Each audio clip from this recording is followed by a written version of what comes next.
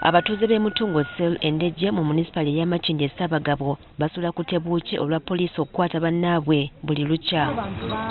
Bano balumiriza poliisi okujja mu kiro n'ekwata abantu mu nnyumba zaabwe nga tebeebuuziza ku bakulembeze baabwe ab'ekyalo. Bagenzi olaba abantu nga 6 bayingira mu nnyumba batandika okubakuba, balina zi pepper spray ne babakuba awo ne bateekako empingu ne babagamba tubeetaaga ku poliisi. Olaba bakutte omuntu atalina buzibu.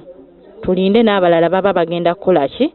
Bagenda banona. Batubulidde nti obuzibu buva ku muvubuka ateeberezebwa okubeera omubbi eyattibwa mu kitundu kino gye buvuddeko. Omwana baamusanga waka yali alina essimu jabbye mu kulaba abatuuze nga bazze n'abuuka ewaka n'adduka. So this time I think yabbye omuntu omukyamu. Ate nga bamanyi mob justice kati oli bamukubidde mu mob. Abatuuze batubulidde nti poliisi bannaabwe bakwata tebalina bujulizi olw'ensonga nti n'abamu mu kitundu tebaalimu nga muvubuka onattibwa. Kati we are this friend of ours gwe batutte where he comes in nti yaliko kubayamba poliisi oba okusitula nga okuteeka ku kabangali ne video. I think waliwo video ezimu okuteeka kabangali. Kati description ye nyangu kugamba nti Kanyama ow'ekirevu. Kati ng'omwana gwe batutte, imagine mwana muto yakava ebweru just yalaba bulabi nga bw'omanyi nti buli awulira enduulu buli w'ogiwulira oba olina okudduukirira. Balina okutya nti bonna bandiggwera mu kkomera ssaako n'abaana baabwe. Tuli ku bunkenke lwa nsonga nti abaana baffe baafulumanga mayumba okudduukirira omwana oba omubbi gwe bagoba.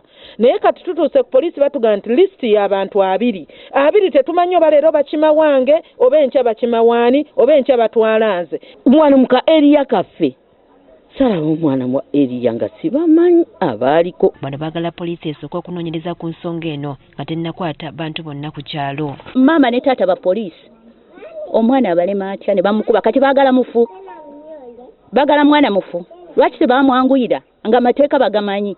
Siwagira n'omulundi n'obumpoliisi okujja ku kitundu n'ekwata abantu nga abakulembeze tetutegeezeddwako. Poliisi yandibadde okumpi yandibadde ya Mutungo oba side zene Lubugumo. Ne batugamba nti babatuteeka jansi ekyo kiba kitegeeza nti wabadde okuwuuka steps ezimu. Okusinziira ku batuuze obumenyi bw'amateeka bweyongera buli lukya mu kitundu kyabwe nti poliisi tebayambe kimala. N'abantu baffe banoonye emirimu bafune ebyokukola.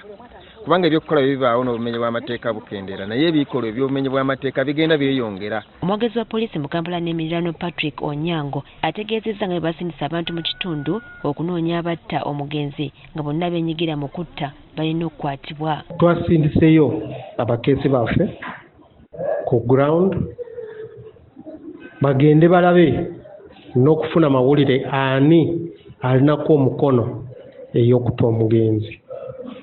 Abakeesi baffe ne batuleetera amawulire ago. Kati waliwo abantu gye twakutte bali babiri bali mu kaduukulu kaffe ku nsonga ey'okutwalira amateeka mu ngalo. Ate kati twabaguddeko omusango gwa mmada. Ekitundu ky'Endejje mu Makindye Ssaabagabo kye kimu ku ebyo ebifumbekeddemu obumenyi bw'amateeka nga bakulembeze balina okwebeereramu ng'enjogera y'ennaku zino bw'eri.